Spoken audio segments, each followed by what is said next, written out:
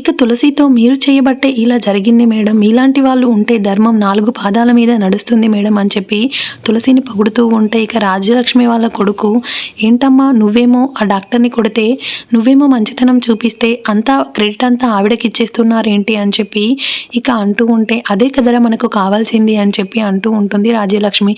ఇక వెంటనే తులసి మాత్రం థ్యాంక్స్ మేడం, మీరు సమయానికి వచ్చి ఆ పేషెంట్ యొక్క ప్రాణాలని కాపాడారు, ఆపరేషన్ చేయమని చెప్పారు, డాక్టర్ వృత్తికే ఇలాంటి వాళ్ళ వల్ల కలంకం వస్తుంది, చాలా థ్యాంక్స్ మేడం అని చెప్పి ఇక తులసి ఆ మేడంకి దండం పెడుతూ ఉంటుంది. ఇక ఆవిడ మాత్రం మీరు ఇక్కడికి ఎందుకు వచ్చారు, మీ పేషెంట్ కానీ ఎవరైనా ఉన్నారా అని అనగానే ఇక తులసి అదేం లేదు మేడం, మా కూతురు ఇంటర్వ్యూకు వచ్చింది అని చెప్పబోతూ ఉంటే ఇక నర్స్ వచ్చి మేడం మీకు అర్జెంట్ కాల్ వచ్చింది అని చెప్పి ఇక రాజ్యలక్ష్మిని తీసుకొని వెళ్తూ ఉంటుంది. మీరు ఎప్పుడైనా అపాయింట్మెంట్ కావాలంటే నన్ను డైరెక్ట్గా కలవచ్చు అని తులసికి చెప్పి అక్కడ నుండి వెళ్ళిపోతూ ఉంటుంది. ఇక అక్కడ ఉన్న డాక్టర్తో ఎండి మీరు ఆవిడని హాస్పిటల్కి ఎందుకు వచ్చారు, ఆవిడ తాలూకు కానీ ఆవిడ కానీ ఇంకోసారి హాస్పిటల్కి రాకూడదు, ఎందుకంటే ఆవిడ మన శత్రువు, నేను అందరి ముందు మన హాస్పిటల్ పరువు పోకూడదు అని నేను నిన్ను కొట్టాను, అంతేగాని వేరే ఏం లేదు అని చెప్పి ఇక డాక్టర్కి చెప్తూ ఆవిడ ఈ హాస్పిటల్లో ఎప్పుడు కనిపించకూడదు అని చెప్తూ ఉంటుంది. ఇక డాక్టర్ మాత్రం సరే మేడం అని అనగానే ఇక ఎందుకంటే ఆవిడ మన శత్రువు కాబట్టి హాస్పిటల్కి రాకూడదు అని చెప్తూ ఉంటుంది. ఇక ఆ పెద్ద అయిన తులసికి దండం పెడుతూ ఉంటాడు. Thanks for watching, please.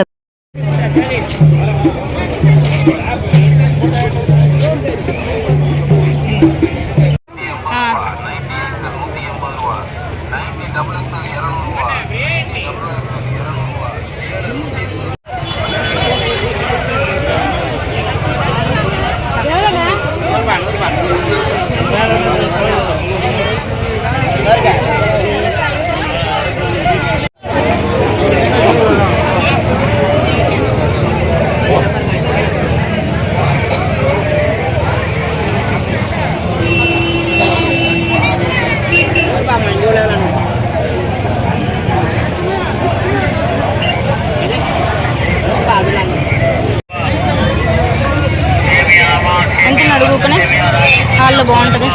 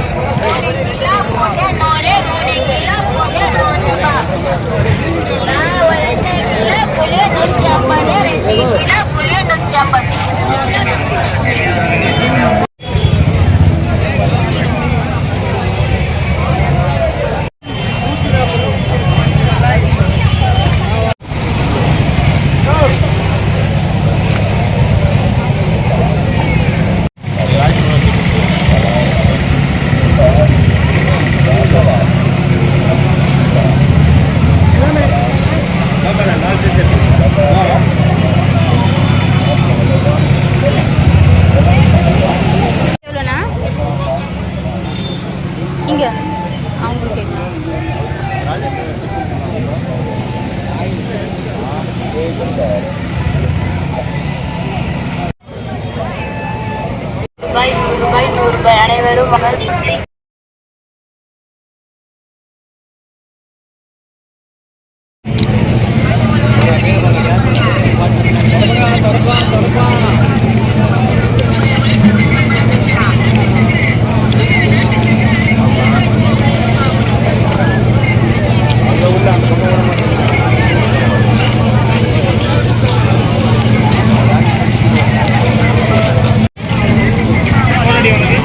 தெரியாது.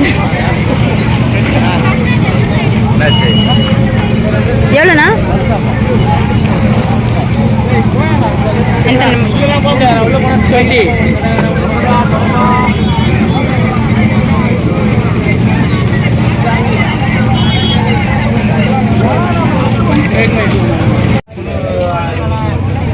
ஒரு பாக்கெட் வாங்கிட்டு போங்க சார்.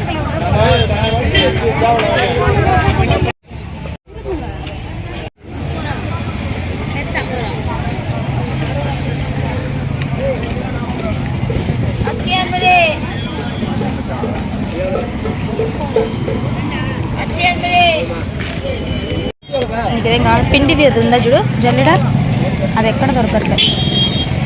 రావు మమ్మీ కత్తులు. 10 రూపాయలు అంటే ఇది కూడా లెమన్ అమ్మదు చాలు చాలమ్మదు చాలమ్మదు.